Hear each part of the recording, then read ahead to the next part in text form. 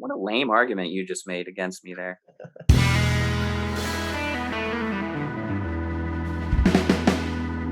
What's up, everybody? Welcome back to Listography. Jason, Joe, Kramzer. Songs of the year 1963, the year that Joe has been waiting for.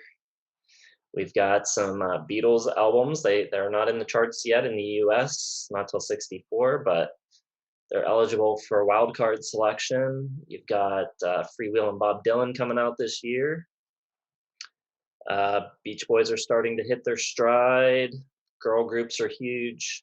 So let's get to it. Remember, we do 5 picks from the Billboard Hot 100 that charted at any point throughout the year. Even if it was number 100 for 1 week, it's eligible. We're also doing 5 wildcard picks, which can be anything at all. Could have also charted, could be deep cuts, whatever. Then we're also choosing our least favorite top 40 track of the year. So let's get to it. What do you guys got? What do you think of 1963? Yeah, Jason, like you said in the intro, I have been waiting for 1963, 62, 61, 60, very lean years as far as I'm concerned. Rock and roll was dying. And it's not really like here yet, but you have the Beach Boys and the Beatles and Motown and all these great girl groups and folk. So it's like right there. You can smell it, you can taste it. And there's plenty of great songs this year as well. So I'm very excited. This is not the worst year ever. First time in a couple of years that I'm saying that. Yeah, and we didn't go as far back to 63 in albums of the year, but just going to throw it out there. Freewheelin' Bob Dylan is my album of the year for 63. And you called it. Beach Boys, Beatles, Bob Dylan, girl groups. I think I got 2 in my 10 that aren't one of those categories. So I'm here in the moment in 63, loving what everyone else was loving at the time. All right. We'll kick off my Hot 100 selections with End of the World by Skeeter Davis. Really cool song. Had to get one track in there that has Floyd Kramer on piano. This one produced by Chet Atkins. And I love the lyrics on this one. Just kind of like looking at all the good things happening in the world and just being like mad because your relationship ended. I got Surfer Girl by the Beach Boys and In My Room by the Beach Boys. Just these slower ballads really show off their harmonies really well, and it kind of shows the rapidly developing genius of Brian Wilson. And then the girl groups that we mentioned, I've got the Crystals again for the second year in a row with the Do Ron Ron, Hal Blaine on drums. They got their new singer in lead on this one, and allegedly Cher on backing vocals. And my last pick for the Hot 100 is going to be Pain in My Heart by Otis Redding. The record came out in 64, but this charted the previous year in 63. Just a great tune, great vocals, one of the great soul singers ever, and I just love the emotion in it. So those are my 5. Okay, I'll do my top 5 Billboard songs.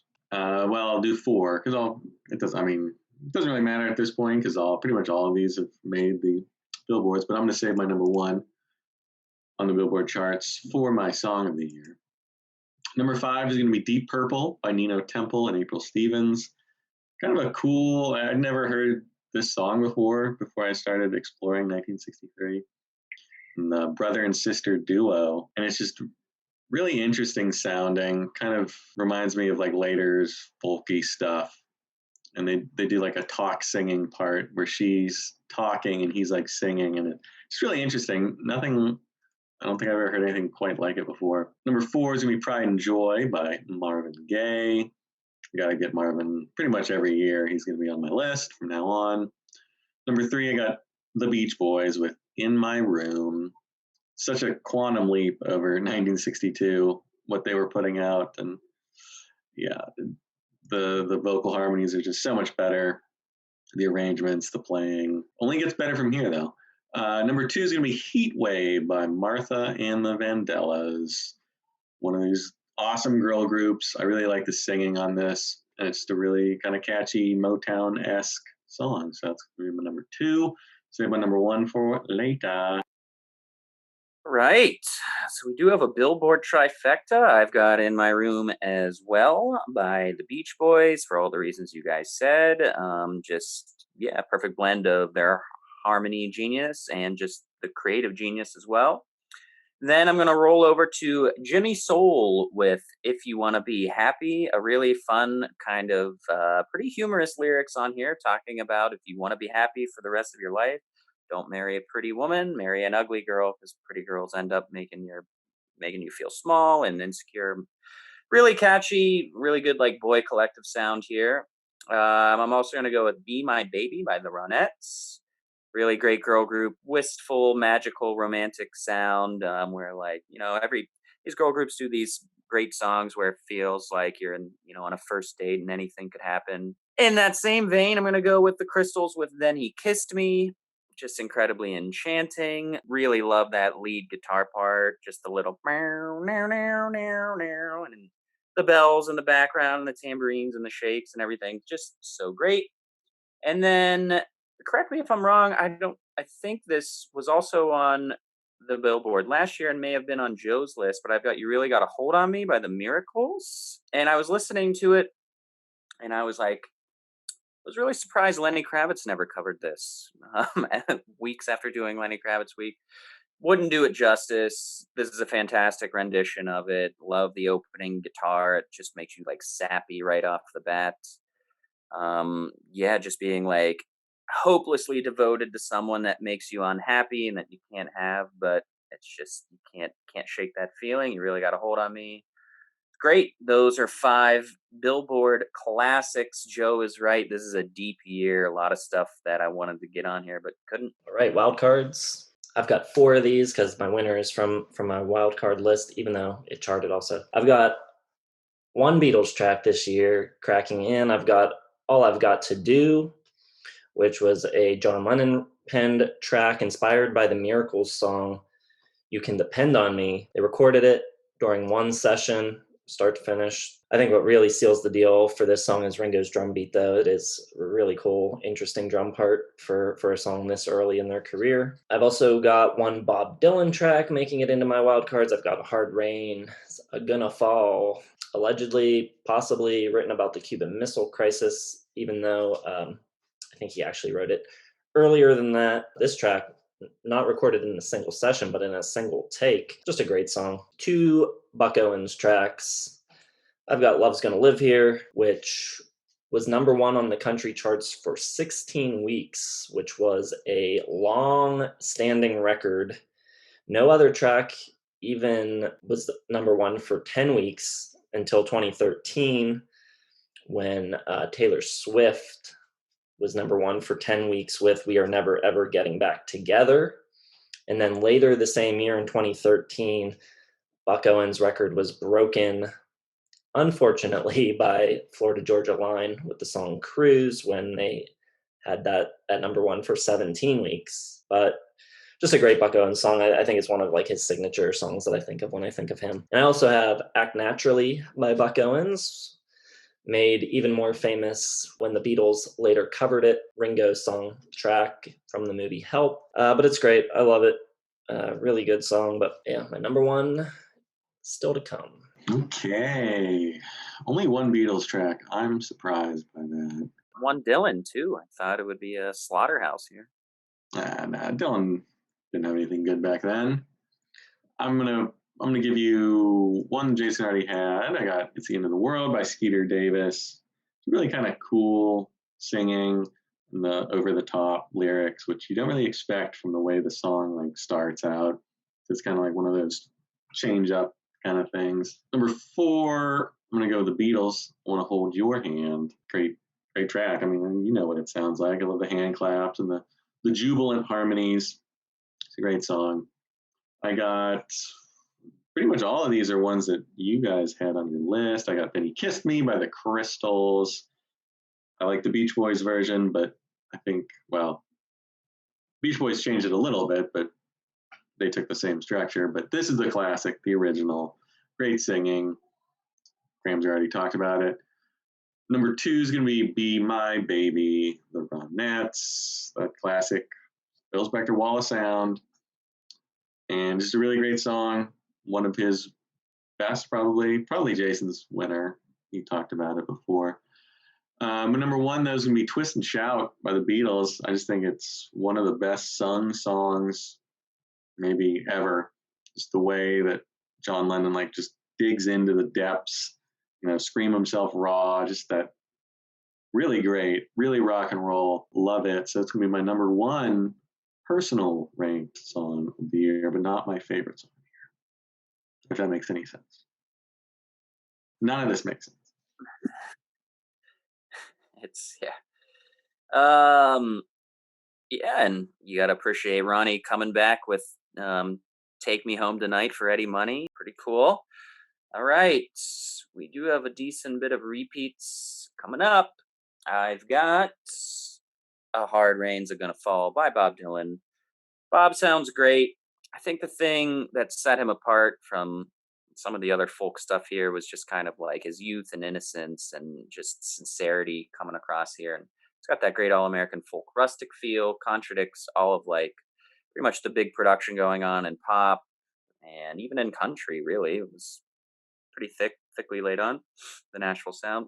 I've also got Karina Karina by Bob Dylan.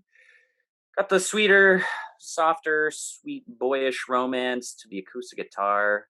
Very underrated, nice little lead part. Love the lyrics on this. Love when he says, "I got a bird that whistles, I got a bird that sings," after he cries out that he's asking her to please come home. Just great writing. And he'll only get better from there. I got a deep cut Beach Boys. I'm going with Hawaii. Love the harmonies on Hawaii. Love the way they say Hawaii. I just think it's really cool. I mean, all of their harmonies are great, so it's just kind of personal taste. Which tracks do you like the most? And then I've got a Beatles song here with "It Won't Be Long." I think it sounds really cool and edgy, and love the lead guitar, and I just love the "yeah, yeah, yeah" callbacks. Pretty awesome. Doesn't really sound like any other like rock or pop group at the time from this song for me. So I'll save my winner as the winner from the Wildcards. But those are four. All right. Worst top 40 song before we get to our winners. Didn't seem to be quite as many of the like really terrible novelty songs this year as there have been in the past few years, but still, I think enough to pick from. For me, the worst track of 1963 is "Hello Mutta, Hello Futta, A Letter from Camp" by Alan Sherman. I don't know, just really kind of annoying, catchy. It'll like get stuck in your head, but like just really kind of irritating. Kind of strangely, that in 2020 it was selected to be preserved in the National Recording Registry, the Library of Congress. So I guess it hit a nerve. It was number 2 on the charts, stayed there for 2 weeks. It's kept out of the top spot by "Fingertips" by Stevie Wonder, and then the following week by "My Boyfriend's Back" by the Angels. So yeah, not a good song. Definitely like both of those songs better. So Yeah, that was going to be my pick too, but I have another one. It actually made Cramser's list, I think. Did he have it on there? "Jimmy Soul, If You Want to Be Happy." Is that on your list? It's my worst song of the year. It's terrible. The lyrics are awful. Basically advocates for women beating in the lyrics somewhere. Just a terrible message. Come on, it's garbage. It's a garbage song. I'm going with Puff the Magic Dragon. Pretty much moving forward, I'm going to take big hits, not too many deep cuts, just because even songs can be objectively bad. The ones that get stuck in my head are the ones I really friggin' hate. And this one is just too fantastical and lullaby-ish and just dumb and lame. Really just seems almost like pretentious, like we're going to talk about the frolicking and all of this and how it matters and it's about growing up and it's about a dragon. And shut up. It's so annoying. Can't stand it. all right. Top song of the year time. I told everybody what mine was last week. "Be My Baby" by the Ronettes. I just think it's one of the best pop songs ever. It's got the famous drum beat, so simple. If you can do something that simple but still have it known as like the Be My Baby beat, then like you're doing something right. It's that iconic. I love like the castanet sounds in the background, and Ronnie Spector's vocals are just off the charts great. Also, probably one of the best sounding reverbs ever recorded too. I mean, that drum in the beginning just sounds so good. You've got all kinds of like the biggest names from the Wrecking Crew on this song. Hal Blaine's on it, Carol Kay is on it, Tommy Tedesco, Darlene Love sings backing vocals. Cher, I think, is officially credited on this one. And, apparently it totally blew Brian Wilson's mind when he heard it. Also, he listened to it like over 1,000 times, he said. So, yeah, definitely hugely influential and just straight up great. It is. It's a great song. It's going to be tough to beat in the poll, too. I have a feeling that's probably going to win. As for me, I'm going to my well. It's going to be a deep well, and it's going to overwhelm my list for the next 3 or 4 years until, maybe the Beatles surpass them. But for right now, it is the era of Brian Wilson and the Beach Boys.